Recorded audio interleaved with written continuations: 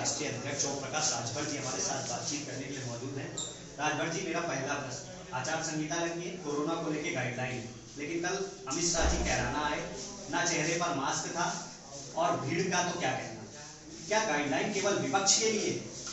देखिए, हम आपके माध्यम से चुनाव आयोग से ये निवेदन करूंगा कि आप स्वतंत्र संस्था हो, भेदभाव मत करो। आप भारतीय जनता पार्टी का सहयोगी न बन जाओ, कानून सबके लिए लागू। अगर हम गलत हैं तो हमारे ऊपर मुकदमा करो, वो गलत है तो उनके ऊपर। आपकी निष्पक्षता पर प्रश्न चिन्ह लग गया है कल का कि अमित शाह जी जा रहे हैं, वहाँ हजारों लोग हैं, जेपी नड्डा जा रहे हैं, हजारों लोग हैं, योगी जी जा रहे हैं, हजारों लोग हैं। अगर विपक्ष कोई जा रहा है तो उसके खिलाफ मुकदमा लिख रहे। 25 मुकदमा तुमने सपा के ऊपर लिखवा दिया, कांग्रेस के ऊपर लिखवा दिया, बसपा के ऊपर लिखवा दिया। ये भारतीय जनता पार्टी के साथ क्या आपकी डील हुई है कि भारतीय जनता पार्टी के लोग प्रचार करें, आप भारतीय जनता पार्टी की सरकार बनाना चाहते हो? इस तरह का कार्रवाई आप ना करो। और आप स्वतंत्र संस्था हो, सबको एक समान अगर कानून बनाए हो तो कानून का पालन कराना आपका दायित्व है, आपका कर्तव्य है। और अमित शाह, नड्डा, उसकी जांच करा लो, अगर वो दोषी है तो उनके खिलाफ भी मुकदमा होना चाहिए। रोजगार एक मुख्य मुद्दा है यूपी विधानसभा चुनाव का।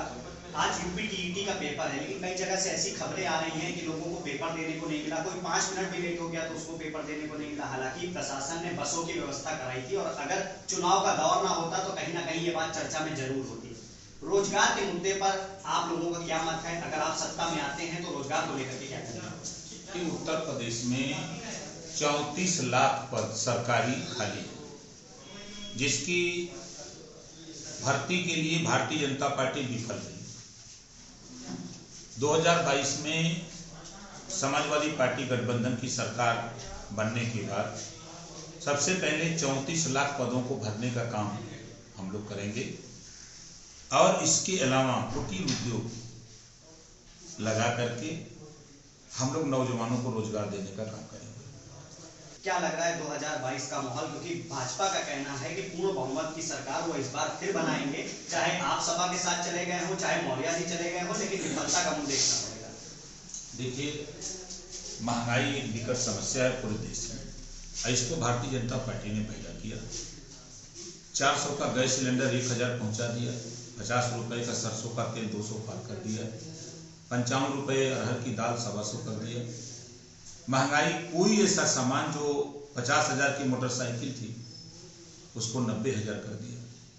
तो महंगाई की मार से पूरे देश में लोग निजात चाहते हैं, इस सरकार को बदलना चाहते हैं। बेरोजगार, जैसे अगर उदाहरण कहें तो छात्रवृत्ति और शुल्क प्रतिपूर्ति का मामला अगर देखें तो ये सरकार बड़ी ढिढोरा पीटती है। सामान्य वर्ग को छात्रवृत्ति सभी बच्चों को दिया, अभी दिया है, और पिछड़ी जाति के बच्चों के लिए बजट नहीं दिया। 5 साल जब बजट आया तब पिछड़ों के साथ धोखा किया, छात्रवृत्ति शुल्क प्रतिपूर्ति नहीं दिया, और वोट मांगने किस मुंह से जाएंगे? और मजे की बात, 69,000 शिक्षक भर्ती, 68,500 शिक्षक भर्ती में यही भारतीय जनता पार्टी के मुख्यमंत्री योगी आदित्यनाथ जी बड़ा भाषण मारते थे कि बड़ी पारदर्शिता से भर्ती की है, कोई गड़बड़ी नहीं है। फिर जब बच्चे राष्ट्रीय पिछड़ा वर्ग आयोग के यहाँ गए, दरखास्त दिए, जांच हुई, जांच में पाया गया कि 27% आरक्षण और 22.5% आरक्षण जो बैकवर्ड शेड्यूल कास्ट का भर्ती में पालन नहीं किया गया, तो फिर योगी जी ने अपना जूता निकाल के अपने सर पर पीटने लगे। 23,000 पद लूटा और 6,000 भर्ती करने की बात किया। खैर, आपने 6,000 ही किया। ये जो बात आपने कहा था कि बड़ी पारदर्शिता से किया, आपने अपनी गलती को स्वीकार कर लिया कि हमने पिछड़ों का हिस्सा लूटा है। ये बात फाइनल हो गई। 5 साल पिछड़ों की छात्रवृत्ति शुल्क प्रतिपूर्ति आपने लूटा। मोदी जी वहां बैठ करके दिल्ली से सारे विभाग को बेच रहे हैं, सरकारी विभाग। और जो बाबा साहब डॉक्टर अम्बेडकर ने शेड्यूल का शेड्यूल ट्राइब को रिजर्वेशन दिया और बैकवर्ड को जो रिजर्वेशन मिला वो रिजर्वेशन आप खत्म कर रहे हो पिछड़ों का। और मजे की बात की, भारतीय संविधान को आप नहीं मानते हो जो बाबा साहब डॉक्टर अम्बेडकर ने देश के लिए बना के दिया, और आपकी सरकार 5 साल पिछड़े दलित अल्पसंख्यक के ऊपर जुल्म जाति अत्याचार करती रही। किस मुंह से वोट मांगने जा रहे हो? और मजे की बात, योगी मोदी का लड़का सांड किसानों के यहाँ जाइए, अरकल, मटर, गेहूं, आलू, प्याज सब चढ़ जा रहे हैं, खपस दे रहे हैं। किसान परेशान है, दिन भर काम करता है, रात को लाठी लेके अपनी फसल को रहा है। ये जो बात आपने कहा था कि बड़ी पारदर्शिता से किया, आपने अपनी गलती को स्वीकार कर लिया कि हमने पिछड़ों का हिस्सा लूटा है। ये बात फाइनल हो गई। 5 साल पिछड़ों की छात्रवृत्ति शुल्क प्रतिपूर्ति आपने लूटा। मोदी जी वहां बैठ करके दिल्ली से सारे विभाग को बेच रहे हैं, सरकारी विभाग। और जो बाबा साहब डॉक्टर अम्बेडकर ने शेड्यूल का शेड्यूल ट्राइब को रिजर्वेशन दिया और बैकवर्ड को जो रिजर्वेशन मिला वो रिजर्वेशन आप खत्म कर रहे हो पिछड़ों का। और मजे की बात की भारतीय संविधान को आप नहीं मानते हो जो बाबा साहब डॉक्टर अम्बेडकर ने देश के लिए बना के दिया। और आपकी सरकार 5 साल पिछड़े दलित अल्पसंख्यक के ऊपर जुल्म जाति अत्याचार करती रही। किस मुंह से वोट मांगने जा रहे हो? और मजे की बात, योगी मोदी का लड़का सांड किसानों के यहाँ जाइए, अरकल मटर गेहूं आलू प्याज सब चढ़ जा रहे हैं, खपस दे रहे हैं। किसान परेशान है, दिन भर काम करता है, रात को लाठी लेके अपनी फसल बोल रहा है। आपने देखा ना, ये बहुमत की सरकार बना रहे। कल दौरा लिया डिप्टी सीएम केशव मौर्य को सिराथू में, मैंने वीडियो देखा, गाली दे रही है जनता इन लोगों को। हमने आपके पश्चिमी उत्तर प्रदेश में भाजपा के विधायकों को, मंत्रियों को जनता दौड़ा ले रही है, सुनने को बात तैयार नहीं है। लेकिन ये लोग बेहया टाइप के हैं, गाली भी सुनेंगे, जनता भगाएगी भी, लेकिन हाथ जोड़ेंगे, मुंह बना के लौटते रहेंगे। प्रदेश की जनता बदलाव चाहती है, जातिवार जनगणना चाहती है। 300 यूनिट बिजली फ्री कराने की बात जो अखिलेश जी ने कहा, पूरे प्रदेश की जनता इसका स्वागत करती है। जातिवार जनगणना की बात को स्वागत करती है। एक समान अनिवार्य और फ्री शिक्षा प्रदेश की जनता चाहती है। गरीबों का इलाज फ्री में चाहती है। सामाजिक न्याय समिति की रिपोर्ट प्रदेश के अति पिछड़े समाज के लोग चाहते हैं। और जो प्रदेश में जुल्म जाति अत्याचार हुआ उसको रोकने के लिए जनता का विश्वास अखिलेश समाजवादी पार्टी गठबंधन पे लोगों का भरोसा हो गया है। समाजवादी पार्टी को लोगों ने मन मिजाज बना करके सरकार बनाने का मन बना लिया है। 5 साल लगातार भारतीय जनता पार्टी को देखा और भारतीय जनता पार्टी से लोग ऊब गए हैं। इनके कुशासन से, गुंडाराज से, भ्रष्टाचार से, लूट से प्रदेश की जनता ऊब गई है और बदलाव चाहती है। राजभर जी, यूपी के चुनाव में जातियां और धर्म मुख्य मुद्दा रहा है। बीजेपी अयोध्या, काशी और कहीं ना कहीं मथुरा की भी चर्चा कर रही है। कहीं ना कहीं फिर से एक बार अयोध्या, काशी चर्चा में है। कहा जा रहा है ये तो झांकी है, मथुरा अभी बाकी है। क्या कहना चाहेंगे? देखिए, जब चुनाव आता है तो भारतीय जनता पार्टी धर्म का चश्मा पहनती है और जनता को धर्म का चश्मा पहनाना चाहती है। और प्रदेश की जनता एक समान अनिवार्य और फ्री शिक्षा चाहती है। हर माँ बाप सोचता है कि हमारा बच्चा पढ़ लिख करके रोजगार करे, नौकरी करे, बिजनेस करे। हर माँ बाप की सोच होती है। प्रदेश की जनता चाह रही है कि जो महंगाई भारतीय जनता पार्टी ने बिजली का रेट बढ़ा करके जो महंगाई चरम पे कर दिया था, प्रदेश की जनता घरेलू बिजली का बिल माफ कराना चाहती है। उसके लिए अखिलेश जी ने घोषणा कर दिया कि 300 यूनिट बिजली हम फ्री देंगे। 22 लाख कर्मचारी लंबे समय से मांग कर रहे थे कि हमारी पुरानी पेंशन बहाल हो। उसको माननीय अखिलेश यादव जी ने कह दिया कि हमारी सरकार बनते ही हम पुरानी पेंशन बहाल करेंगे।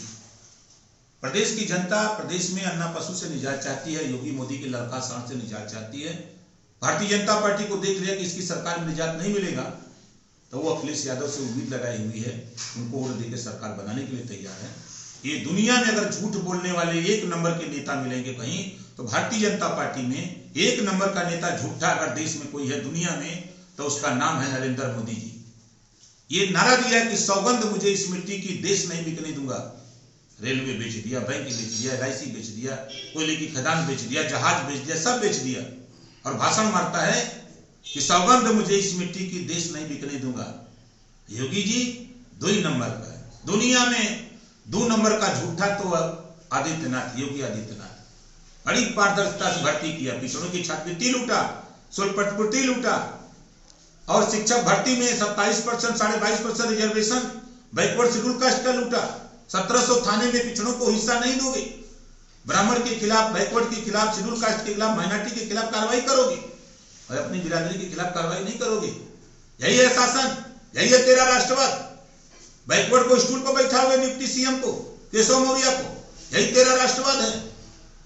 और आप देखिए प्रदेश अध्यक्ष स्वतंत्र देव पटेल बैकवर्ड होने के नाते अपना बैठेंगे सोफा पर, उसको बैठाएंगे फाइबर की कुर्सी पर।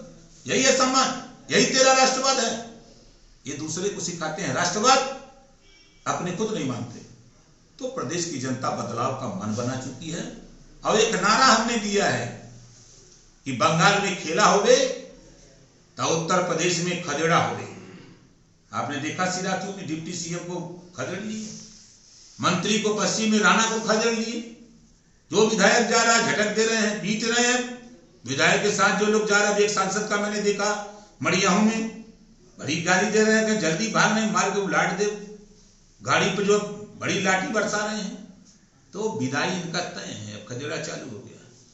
अंतिम प्रश्न है, आप सबको साथ लेकर के गए समाजवादी पार्टी में, चंद्रशेखर आजाद से क्या नाराजगी है? वो भी तो पिछड़े हैं, वो भी तो एक नेता है। आपको नहीं लगता कि अगर वो साथ आते तो कहीं ना कहीं जो आपका खदेड़ा हो गए है ये और भी ज्यादा एक्टिव होता? हमने पूरा प्रयास किया और वहां तक ले भी गए। दूसरे एंगल से उनकी बात हो रही थी, फेल हो गई। जो हमारे यहाँ मैसेज मिला तो फिर हमने चंद्रशेखर भाई को अखिलेश जी के यहाँ बैठा दिया, 2 सीट पर बात भी तय हो गई। फिर उसके बाद आए उनके लोगों ने कहा कि नहीं हमको 5 सीट चाहिए। तो मैंने अखिलेश जी से कहा कि एक एमएलसी और सरकार में उनको मंत्री बना लीजिएगा, लेकिन उनके लोग अड़े रहे कि नहीं 5 सीट चाहिए। तो फिर सीटों का बंटवारा हो चुका था पश्चिम में। तो हमने कहा कि आओ पूरब में हम आपको 2 सीट देते हैं, अखिलेश जी से दिलवा देंगे, 5 पूरा हो जाएगा। लेकिन उनके लोगों का था कि नहीं हम लोग इधर लड़ेंगे। तो भाई तो हम लोग क्या कर सकते हैं। धन्यवाद हमसे बात करने के लिए। तो हमसे बात कर रहे थे सुभाषपा के राष्ट्रीय अध्यक्ष ओम प्रकाश राजभट्टी, जिनका साफ तौर पर कहना है कि जनता बीजेपी से अब उब चुकी है और कहीं ना कहीं अखिलेश यादव ही एकमात्र विकल्प उनको नजर आ रहा है और आने वाले चुनाव के जो नतीजे होंगे वो पूर्ण रूप से समाजवादी पार्टी के पक्ष में होंगे। कैमरा पर्सन अमित के साथ पुनीत मोहन, R9 न्यूज, लखनऊ।